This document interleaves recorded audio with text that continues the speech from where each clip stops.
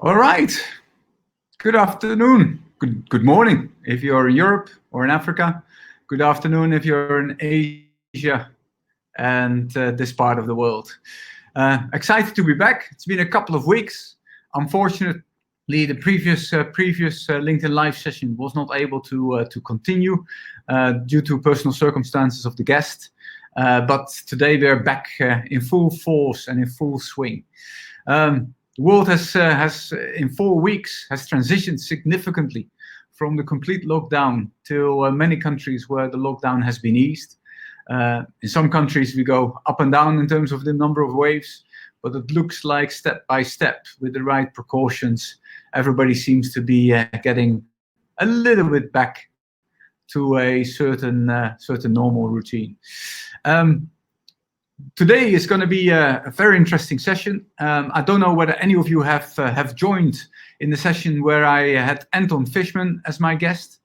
At that time, Anton and I spoke about HR and AI, and we specifically also spoke about the huge amount of vendors that is out there, technology vendors.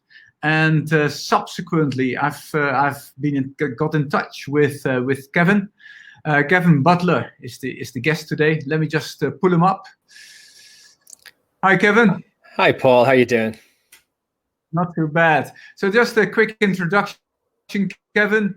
You're the founder and CEO of Centergy, which is a technology vendor selection consultancy firm. But prior to that, you've got about 15 years of experience working for firms like SAP, Sage, and IBM. And you've also been a member of the Brunei University Center for AI, and have delivered a number of speeches around that topic.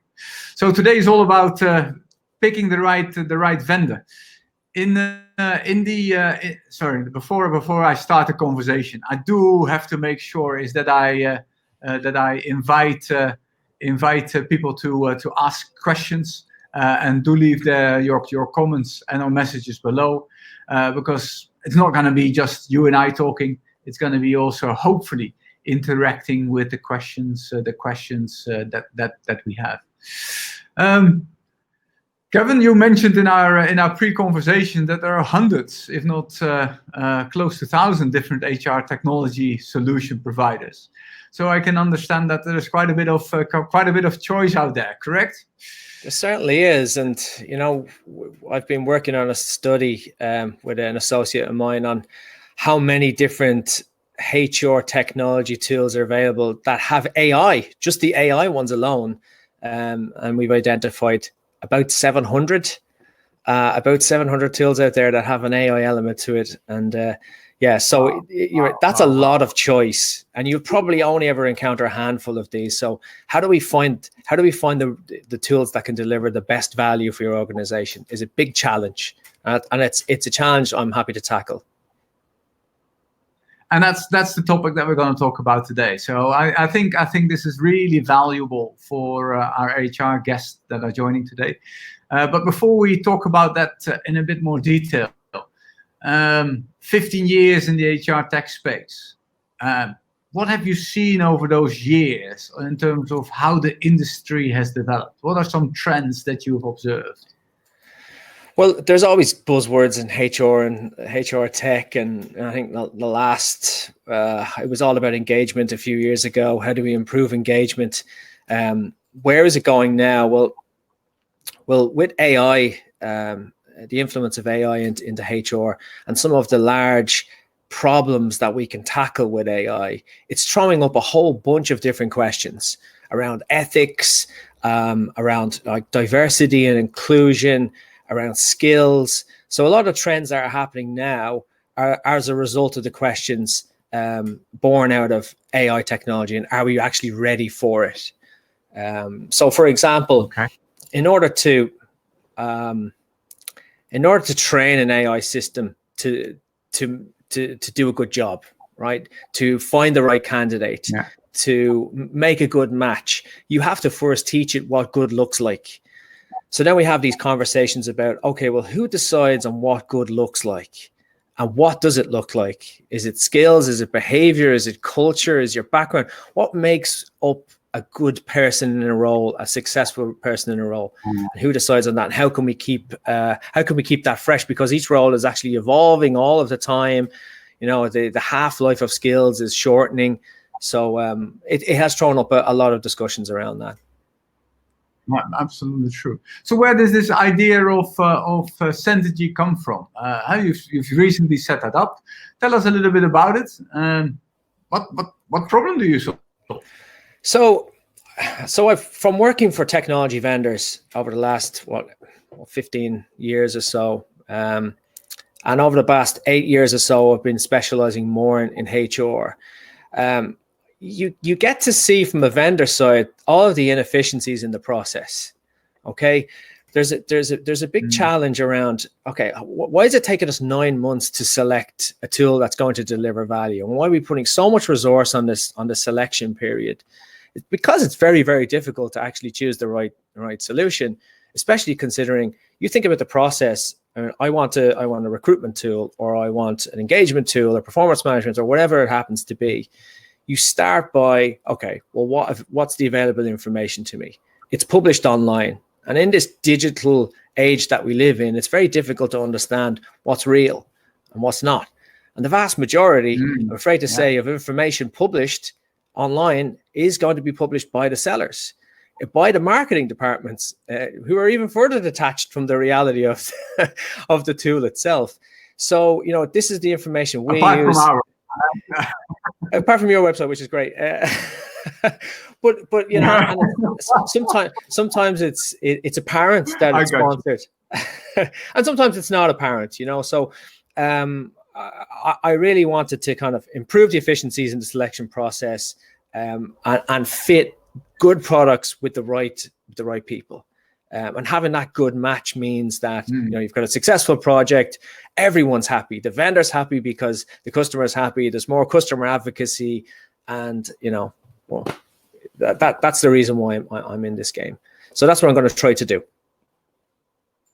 Awesome. So just as a ballpark, in your experience, how many of HR technology acquisition process or procurement processes or implementation processes end up in that space that the client is happy and the technology partner is happy? Out of 100%, what is the success rate? The success rate in that space?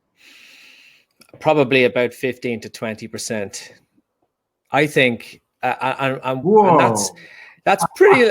It's pretty low. That's where, and I think if you were to ask the question, where expectations have been met. So where are your expectations met? But you know, it's not so bad, because we can learn from implementations that didn't go as well as we expected it to go, and you know, you learn from the process, and the next time you do it, you'll be able to identify some of the gaps and be more aware of that. So it's, you know, it's a learning for everyone. Yeah, I'd say about 15 to 20%. And I can understand that there's significant amount of there's a significant amount of space for you to if there's 80% that is not happy. Yeah, well, look at churn rate. You know, look at vendor churn rate.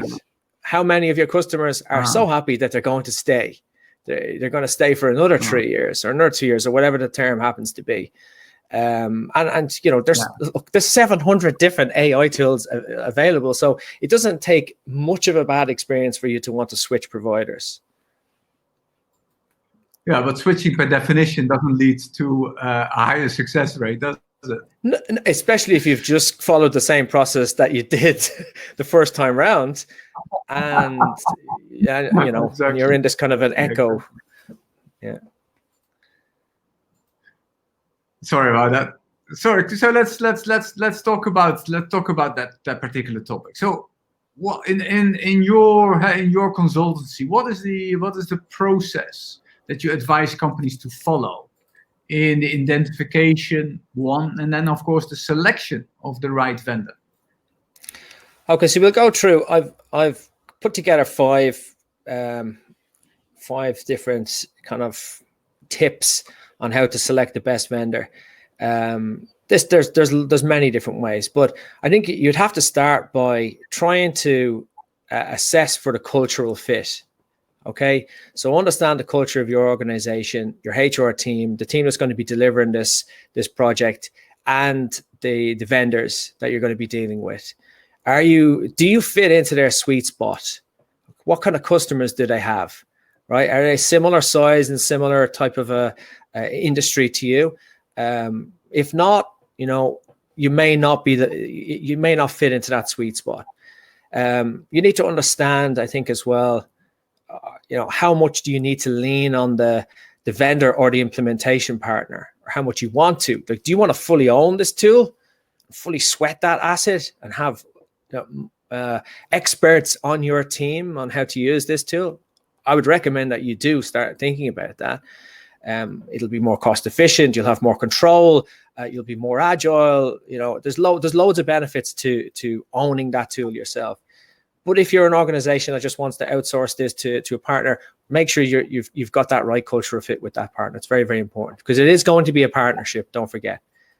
Be aware. So I hear two first. First one is to make sure is that you select a partner that has been able to deliver, or whose sweet spot is one in the product that you want, and secondly in the type of industry and processes that you want. That's one. Yeah. The second one is around being clear in terms of whether you want to insource some of the technology by having a product owner within your own team, or whether you outsource that completely. Okay. Yeah, and be clear on that from the beginning.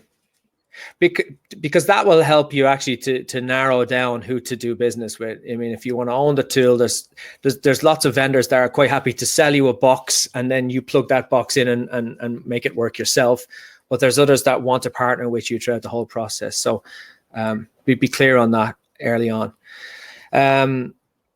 Be aware of the deal breakers early on, which is important. Understand any deal breakers. And that is, it could be, it's different for each organization. Without going into too many details on that, you'll know what they are. Another is make sure that the solution that you're proposing here, or the one that you're looking for, is aligned with business outcomes. If it's not aligned with business outcomes, tell me a bit about that. So what do I mean by that? So you could start a lot of times. HR will say, okay, we want some HR technology to improve what engagement, or whatever the reason is. Is that aligned with the business outcomes, or the objectives, the goals of the business? It must be tied in with that. You need to have a strong business case, or you could spend, X amount of time on top of your day job finding a solution that's not linked with business goals, and it can get vetoed right at the very end. So make sure you have that. That's the foundation for any successful project, is a strong business case. Yeah. And is a strong business case always in terms of efficiencies, or what have you seen in the past? Because one of the key things that I always see with HR professionals is that they're not brilliant in selling a solution or a specific approach as a business proposition. So how would you advise HR professionals to do a better job in creating that business case? Learn how to build business cases, but it's not that simple. I mean, if you wanted to do a course on that and get a consultant in to show you how to build a business case, that's one way of doing it. You could rely on the vendors, so you could have them help you, or a number of them, with defining the value that can be derived from this tool. And is it evidence-based?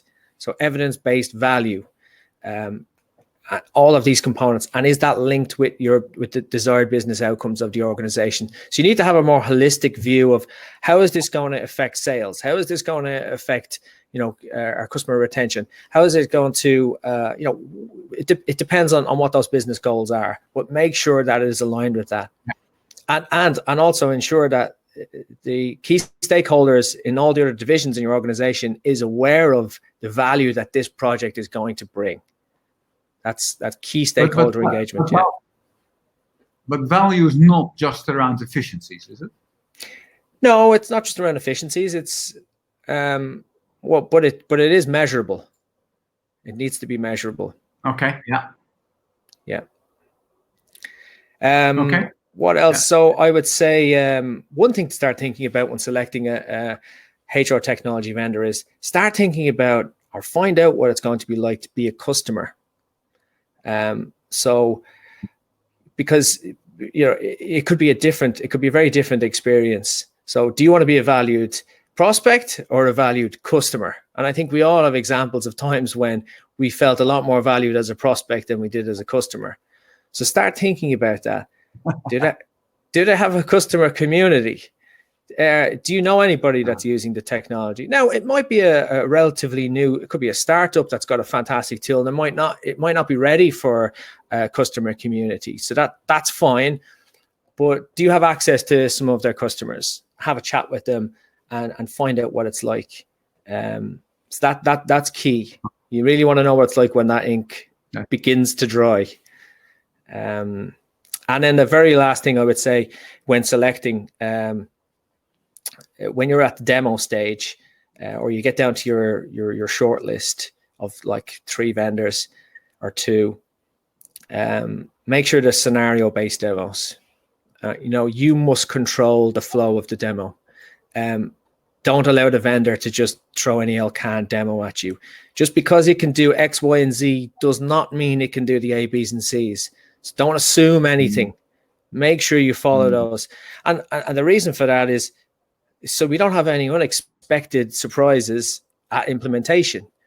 Any technology gaps, like all the things that you do that you think are really simple on a spreadsheet right now, that doesn't necessarily mean we can do them in a system or in this particular system that you're about to select. So be comfortable with any of those. And if you do identify a gap early on, be comfortable with it, park it. You're never going to find a solution that's 100% perfect fit for you. If you can get to about 80 and it can compromise on that 20, well, and you're aware of that 20 as well, that means you should have a better flow when it comes to implementation. We've identified the gap. We can put that to one side. We'll find a workaround. Yeah. And so in that sense, what have you seen live as some of the biggest mistakes that both vendors and companies have made in that partnership?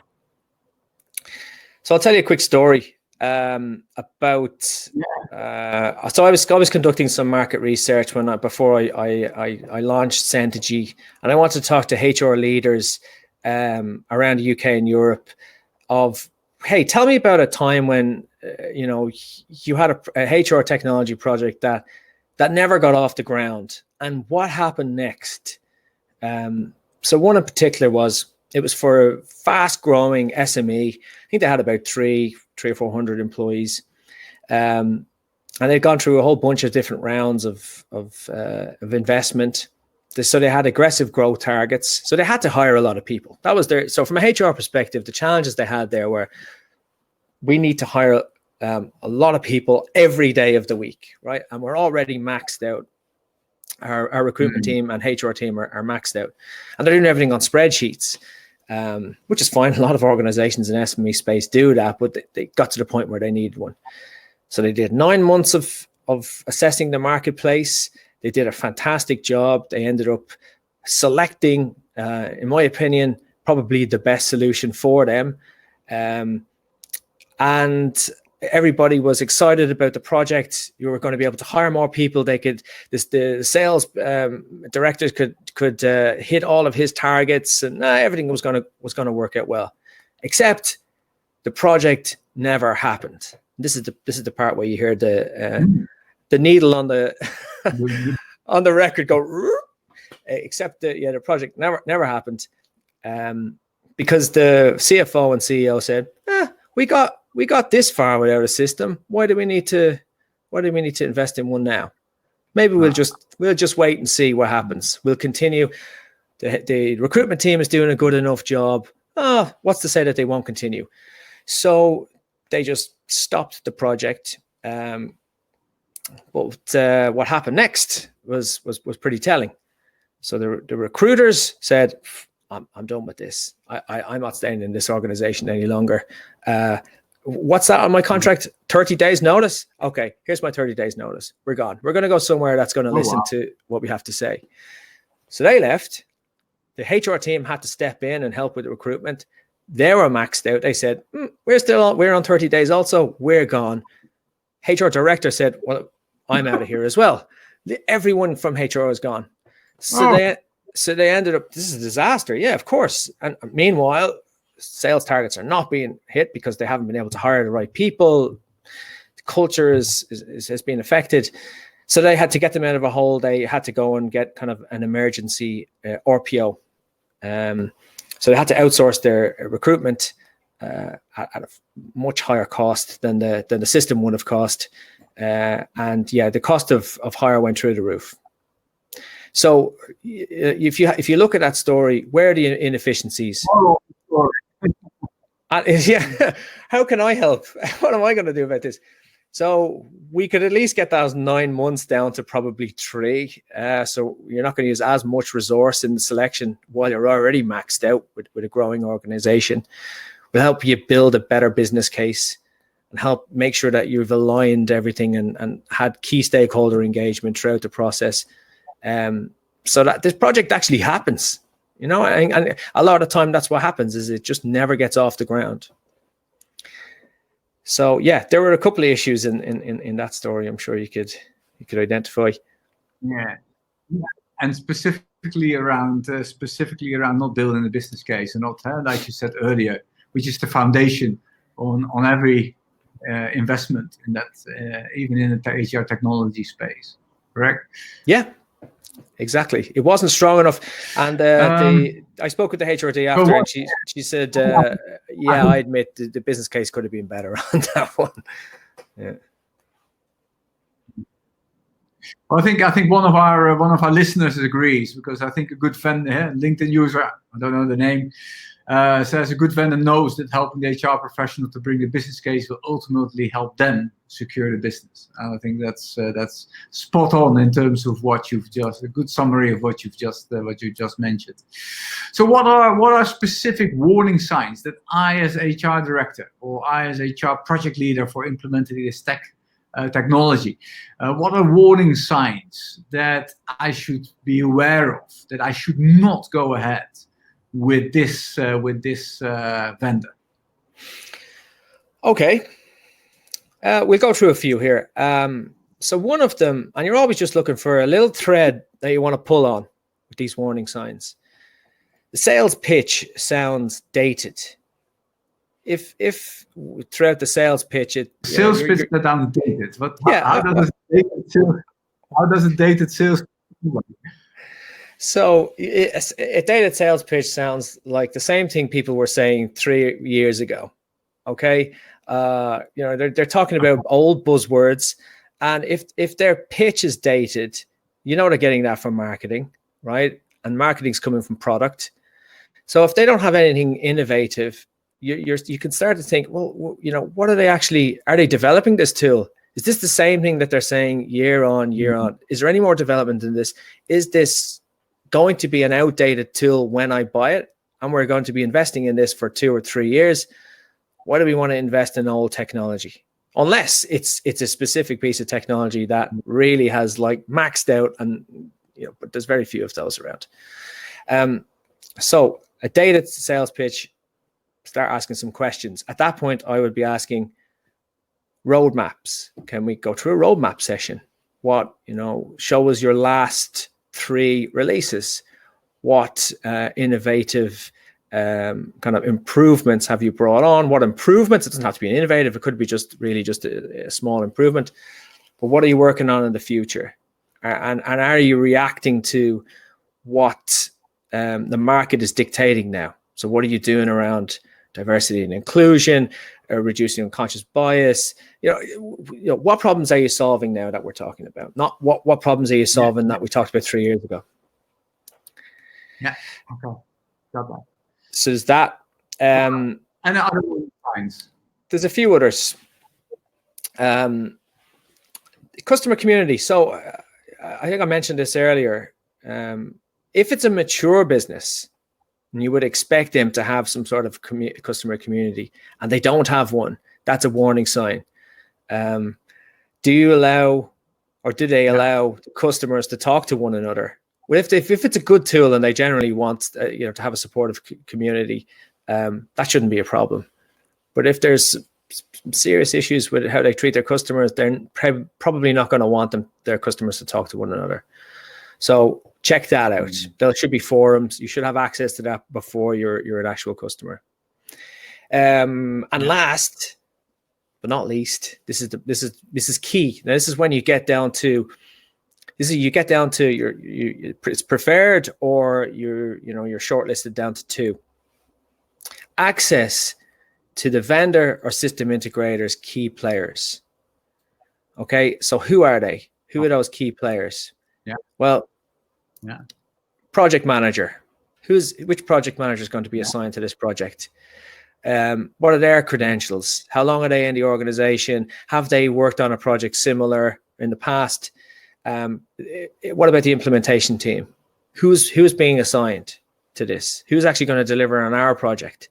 Can we have a 30-minute call with them to talk about lessons learned on previous projects, get us ready for this long-lasting, mutually beneficial relationship we're about to enter into?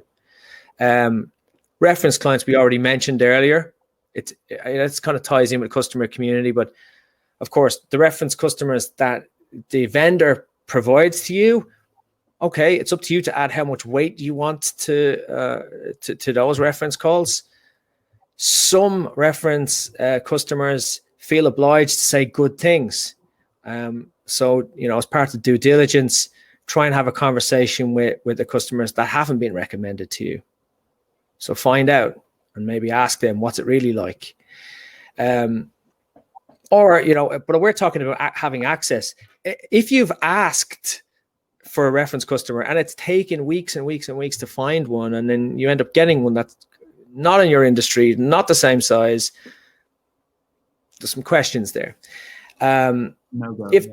If there's any AI involved in this, now that's just for straightforward HR tech. If there's any AI involved, having access to the AI developers, and any of the occupational psychologists that would have fed into that algorithm. It's very important to speak with them. Why does this tool make decisions? How does it? How did you train it? You're the parents. We want to talk to the parents. So that's important. And I think really right down at the bottom of the list of key players would be the product owner. So talk with them, and will you have access to them throughout the process? So if you have access to key players, there's a good chance of a successful project. There really is.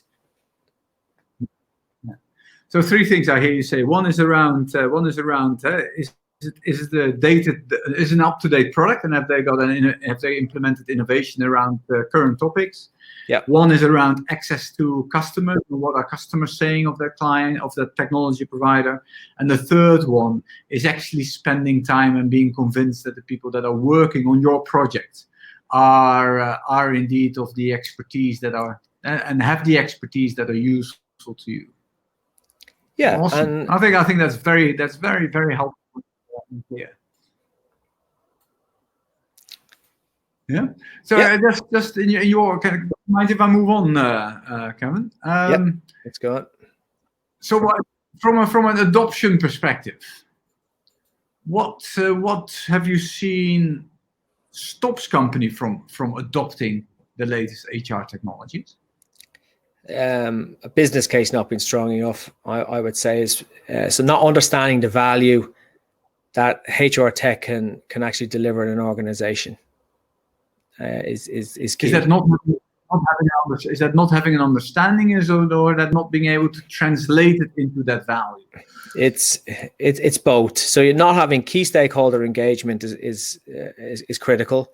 Not being able to articulate the value of the project that you're working on. Number 2. So that they're the biggest issues. Yeah. And that's I guess where your supporting companies also is primarily focused on, and how you internally make sure you've got a business case, correct? Yeah, help with the internal business case and help to match you with vendors that are going to help deliver on your vision. Yeah, it's going to support your vision in the organization and support the business goals. Yeah. In terms of adopting HI, because you said there were 700 companies that are mentioning that they are involved in artificial intelligence and human resources.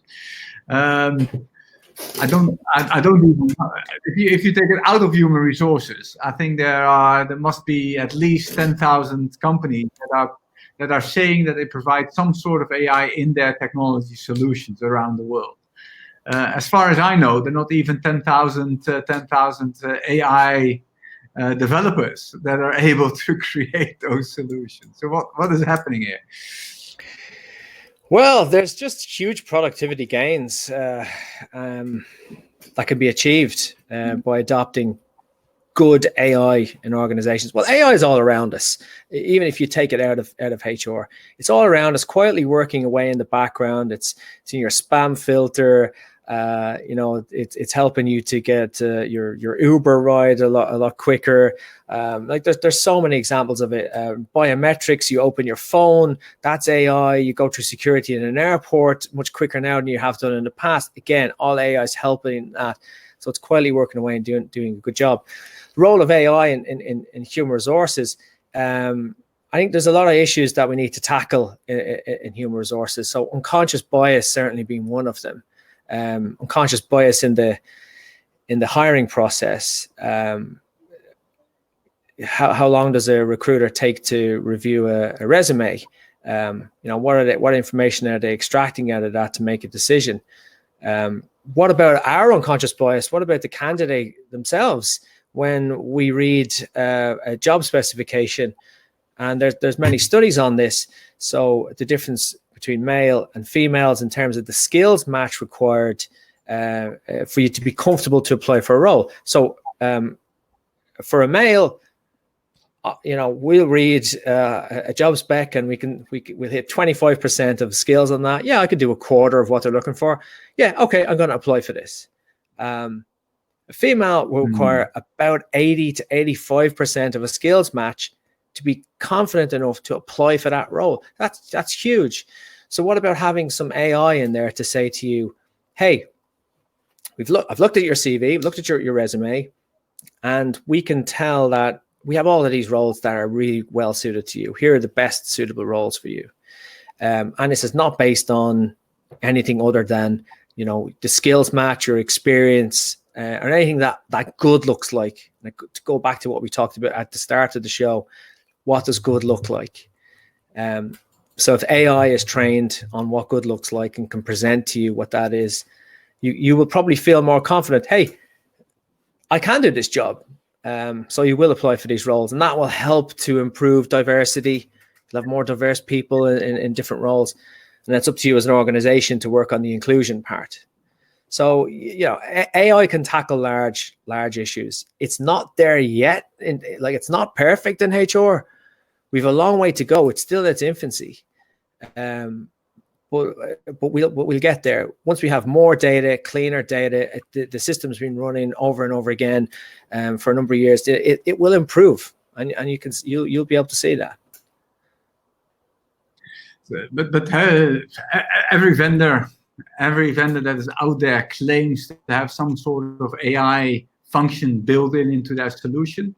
How, as a organization, as a purchaser of that solution, can I make sure is that it is AI and not snake oil? Yeah, it's a good question. Is it real AI? I think. What is this exactly? So I think what we want to know then is what's good AI and what's bad AI, and how do we identify between the two? Now, we talked about good and bad vendors earlier. How do we know what a good AI looks like? Well, you want to have a look. You want to start testing for bias.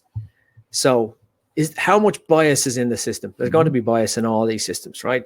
So, what do we mean by bias? Well, who developed the algorithms? What data did they use? Is the data representative of the population? Were the developers all from the same town? They went to the same school? Of course, there's going to be some bias in the system there. So you have to test for this. What did you train the AI to learn how did it get to the point where it can make good decisions? Do we understand how it's making these decisions? So I think test for bias is key. And a lot of the time, Okay. you could be taking a punt. You could be taking a punt on an AI tool. You might get it at a good price, which is good. And in that case, just think big, but start small and move fast. So just pilot it, give it some data, try and teach this AI tool what right from wrong is, monitor it, have parents monitoring it, because it will be a toddler to begin with. But if with the right supervision, it can make good decisions and could potentially have a huge impact on your business. But the majority of AI HR solution providers will say that the HR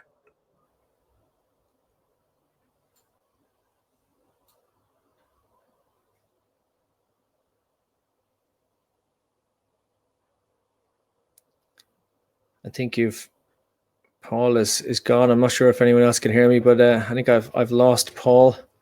He'll be back on in a moment. I think he's just going to switch to a different broadband provider. Hey, you're back. Yeah, I just did that. Yeah. Thanks. Vendors will certainly say, "Hey, you need to use this tool for 1 or 2 years before you get that opportunity to use it to test the AI." So you first have to make that investment for 1 or 2 years before you actually see whether it works. How do you manage that?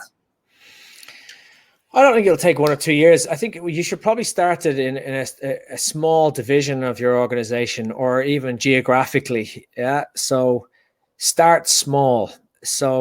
And make sure it's trained, and at least it gets better at a certain element of what it's supposed to do before you completely unleash it. So yeah, always pilot when it comes to AI. Gotcha. Okay. And you know that we are in the pre-screening phase, specifically around gamification. What's your view on using gamification in HR? Yeah, I like gamification, and it's been used in many other industries for years, like in e-commerce, for instance. Loyalty programs. You're now a blue member, and now you're a silver and gold and platinum. So it's worked to good effect, and it drives behavior. And of course in HR, it's been used for everybody, especially in learning management systems. So I've got this badge now, and it's part of my profile. And now I want a second badge and a third badge, and I'm going to promote this. And you so it works well from an LMS perspective. And now we see it in assessments. And you think about going through assessments, and lots of organizations use assessments. But are they engaging? Is like filling in a questionnaire really all that engaging? So anything that can improve that, I think is a good thing. So playing a game, yeah, it's great. I'll probably do that later on this evening in my spare time. So if work feels a bit more fun and engaging, well, I'm all for that. And if that means that you can capture as an organization more information about better candidates or whatever the objective is, well then, yeah, I'm all for it. Yeah, and then what we've noticed in terms of using a game as a channel to assess people is that because it's much more engaging, people also their defenses are reducing, because they not really think that they are being assessed. And yes, they will do their best in terms of playing that game, but I think people are not as aware around if you have to fill in a questionnaire of 80 questions. Do I choose left or right? Is that also your experience? Yeah, and I think as well, you'll probably get it done in a shorter period of time too. You've got a time limit on it. You've got a task to complete, and when you complete a task and you get a little star, or whatever you happen to get, you feel a bit of satisfaction and happiness that I've done this. So it's the overall experience. It's all about user experience now, and many different tools, and it is improving that. Yeah, Yeah, so are we always positioned on the one hand, indeed, the candidate experience and how they see it on the other hand, and no other tool can you assess thousands, if not tens of thousands of candidates in such a sort of time in the same manner without using technology, yeah, and without using human intervention. And what I really like about your element is around using AI, but it reduces bias. But it's all, even an algorithm, even if it's designed with reducing bias in mind, I still think you will never get it 100% objective, because I think at the end there is no 100% objectivity. So also the question is it better than what you do currently, isn't it? Yeah, well, that's a good point. Do you benchmark it versus what the current norm is? Yeah. So are these tools going to be less biased or more? Also, do they have the potential to do better than the individual? So they may not be where we need them to be right now, but their potential is to do a greater good for everyone, to make work a better place for everyone, to give equal opportunity to everyone. So I think it's worth our time and effort to investigate that. Okay. Well, I've just mentioned on the screen that they can always play the demo and see what it is for themselves. Yeah. So a little bit towards the end, two different components. Where are we heading? Where is the future of HR technology moment? What are at the moment what I call futuristic applications that are in the lab stage that you think 5 to 7 years from now that will be completely accepted and has transformed the way that we run HR? So we have a lot of the technology available for what I'm about to talk about, right? The issue is data, and having clean data and having the right data to feed into these AI systems in order to, achieve what we want. So, okay, here's one idea. By the way, this is possible now, right? You could get to a point where it's like a proactive, artificial intelligent career coach, right? That's linked to you, so it's fully personalized. So, for instance, you're working in a large organization, and somebody hands in their notice, they're moving into a different role. Via Alexa or whatever, happens to say, hey, Paul, did you know that this position has now opened up? You have a 70% skills match for that role. You're one of the top 1% in the organization suited to this role. Here's the 30% that you might need to brush up on in order to be really successful. Here's the hiring manager. Go have a coffee with them and ask about your suitability. Now, that's an opportunity that you're not going to miss, and that gives you up. All we want is more choice, and it could be in a different division. It could be in a department that you didn't have much exposure to, but because all of your skills are transferable, or a lot of them are transferable, you might be better suited to that role.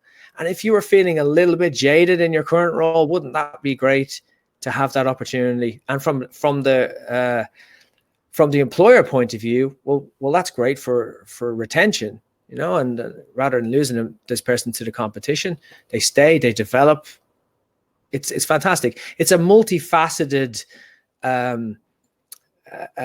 service, really, that an AI tool can understand you better than perhaps you do, and also what's available to you out there. So I'd be excited about that.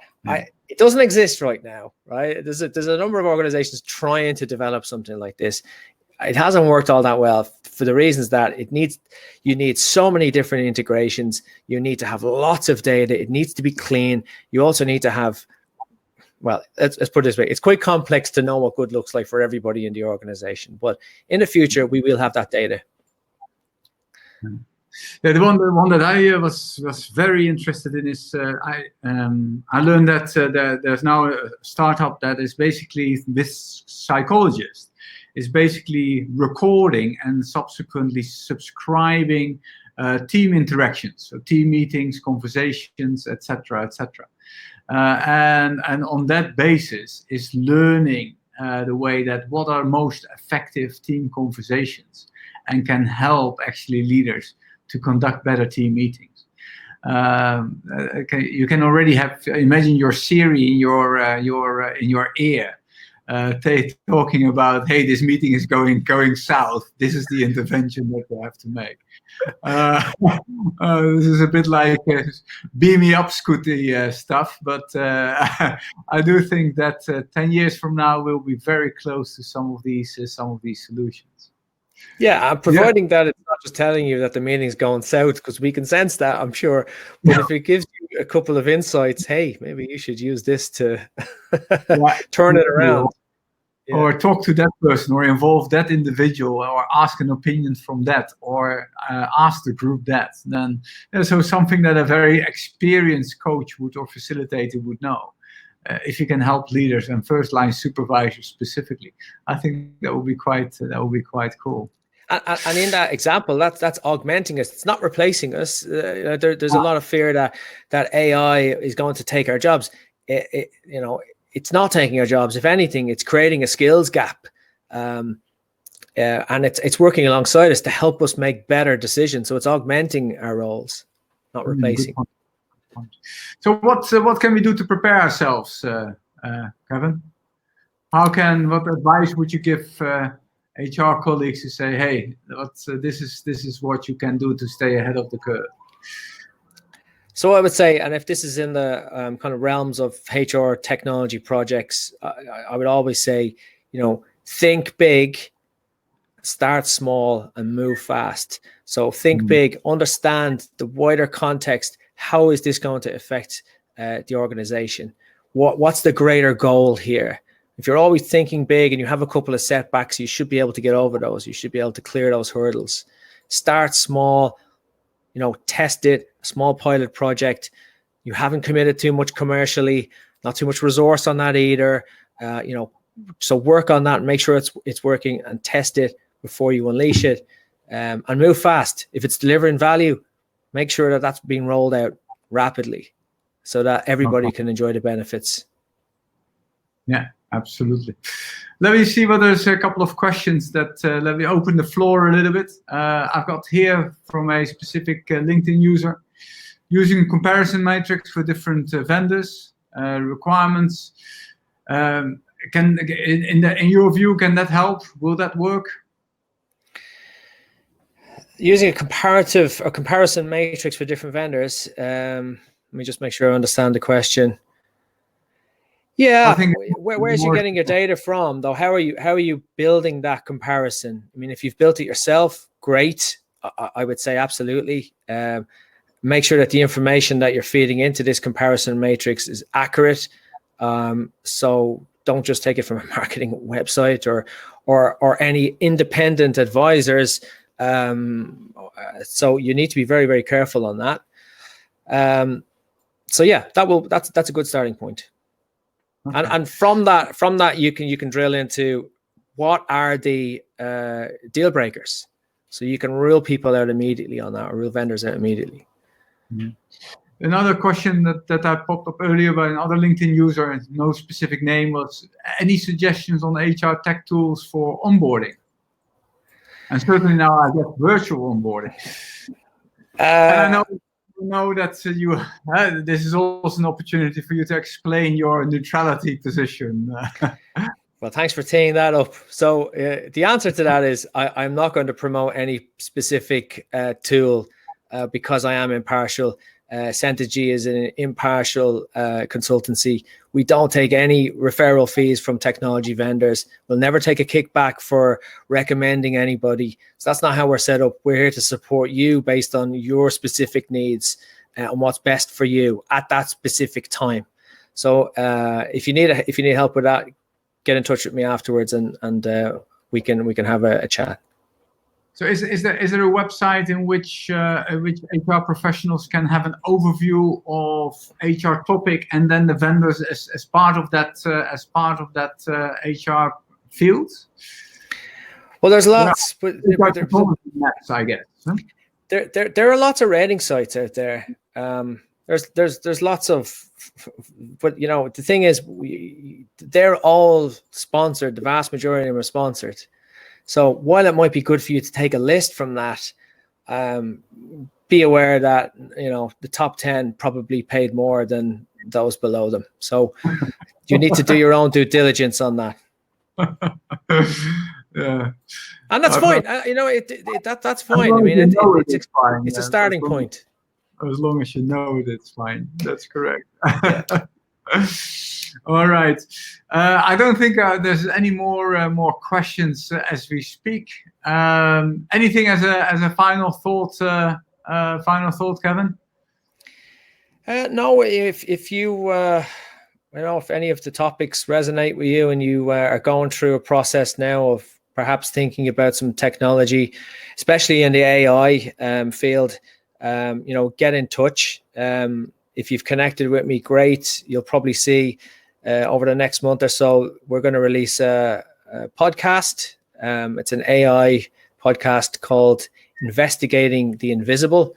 And it's not just going to be it's not just HR, it's investigating the invisible world of AI all around us in many different industries, healthcare and government and finance and of course HR, to understand what it all means and what questions we all need to be asking to influence the positive evolution of AI, because it needs to be ethical, it needs to be working for the betterment of humanity, and it can do that, but it won't do that unless we ask the right questions and make sure that it's actually doing a good job for us and it's not doing more harm than good. So you know, keep an eye out for that. What is your prediction? Which direction are we heading at the moment? We're heading in the right direction. Heading in the right direction.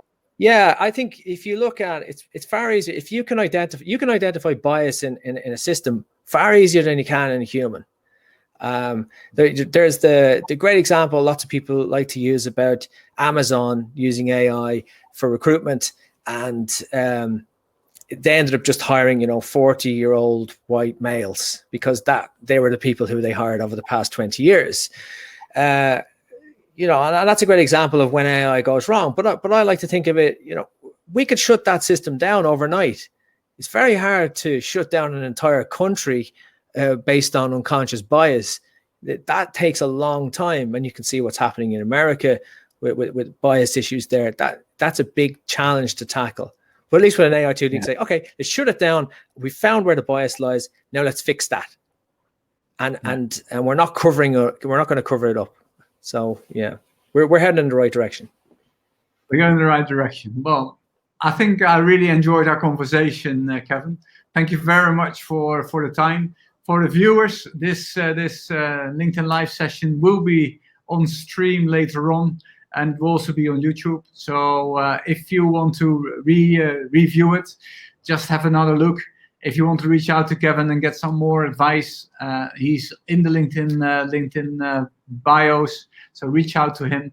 And if you want to know more about gamified pre-screening, go to thetalentgames.com. Thank you very much, and I see you soon. Thank you, Paul.